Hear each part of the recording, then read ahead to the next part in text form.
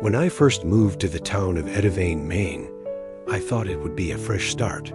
I was tired of Boston's noise, tired of the endless buzz of traffic and the stale smell of subway stations. So when I found a listing for a century-old colonial, home nestled on the edge of a quiet forest, priced unbelievably low, I jumped on it. The realtor was a man in his 60s with a crooked smile and deep-set eyes. He never gave me a last name. Just call me Hank. His voice was gravel and molasses. This house is a gem, he told me, standing in the overgrown yard. Strong bones, good insulation, quiet neighbors. That last part made me chuckle. Any catch?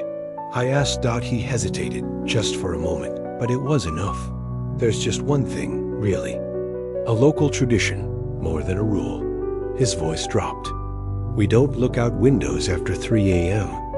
I thought he was joking. Edivane had a strange, quaint charm. No Starbucks, no Wi-Fi in half the shops. I figured the locals just had weird superstitions. Every small town has its quirks, right? I bought the house that day. The first nights. The first few weeks were peaceful. I started teaching history at the local high school, and the kids were polite, albeit quiet. People in town smiled, but didn't talk much. They were kind in that withdrawn way that made me feel like I was intruding on something private. The nights were the quietest I'd ever experienced. No sirens, no car horns, just wind and the occasional hoot of an owl. My house sat at the edge of the forest, with large windows facing the thick trees.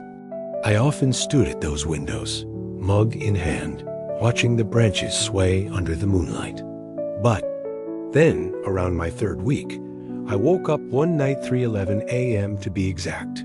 I wasn't sure what had stirred me. Maybe a dream, maybe the cold. I got up to get water, and out of habit, passed the hallway window that looked out into the woods.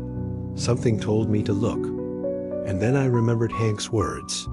Don't look out windows after 3 a.m. I froze. I tried to laugh it off. Local tradition? I muttered, shaking my head. But I didn't look. Not that night. The next day, I casually brought it up with a coworker, Mrs. Delaney, an older woman who'd lived in Edivane her whole life. Her smile dropped instantly. I hope you didn't, she said, voice low. It's best if we don't talk about it. Just don't do it. You'll be fine. I pressed her, but she walked away.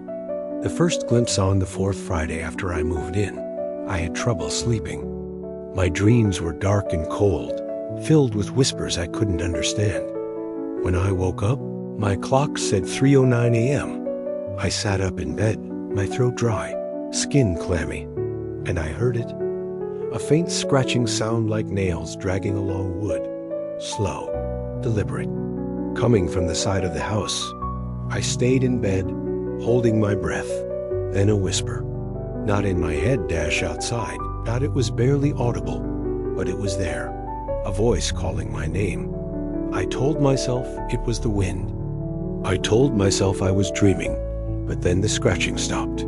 I heard something tap against the glass of the living room window. Not once, not twice, not 3 times. I stood up, heart pounding. My hand reached for the bedroom door, but I remembered the rule. I stayed put. The letter the next morning. I found an envelope slipped under my door. No return address. No name. Inside was a single sentence written in cramped, shaky handwriting. You saw it, didn't you? I hadn't looked out the window. Not fully. But I had heard it, felt it. That night, I placed thick black curtains over every window. I turned off all lights before bed. I even started wearing earplugs. For a few days, it worked, until the 3 a.m. came louder. The woman in the woods a week later. I was grading papers when I dozed off on the couch. I woke up to the clock flashing 3:14 a.m. The air was ice. The lights were off, but the room was bathed in pale, unnatural blue from the moon. Something was wrong. The air felt wrong thick, like breathing through syrup. I heard humming, a soft, tuneless melody, like a lullaby from someone who had forgotten how music worked. Then I saw movement behind the curtain, the silhouette of a woman, thin, tall, with long hair that moved in a breeze I couldn't feel. Her head tilted toward the window. Her hand thin and pale-pressed against the glass, slowly, deliberately. I held my breath and crawled off the couch without looking up. Stayed there for hours. When morning came, I dared to look out. Nothing. In the dew on the glass, I saw it, a perfect handprint. Long fingers, no fingerprints. Just smooth skin. Like porcelain. The history of Edivane needed answers. I drove to the town library and dug through old newspapers, local legends, anything.